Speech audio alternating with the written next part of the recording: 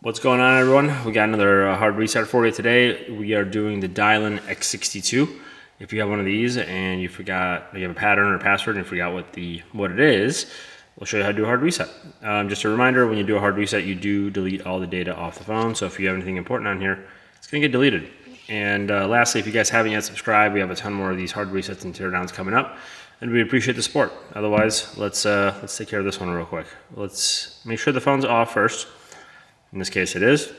You have your volume up, volume down, and power button, and then you have your Google Assistant button on this side, which you don't really need for this portion.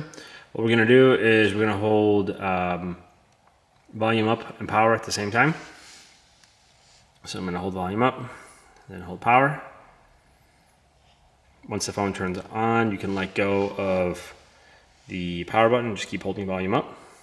Now we'll get us to our reset menu. We want to use our volume buttons to scroll, the power button to select. So we're going to scroll down to wipe data factory reset, hit the power button, confirm, hit the power button. It's deleting, it's done. And now we can either reboot or power off. In this case, we're just going to power it off. And if you do reboot, it just takes you to the welcome screen, and then you can navigate the phone back to the home screen.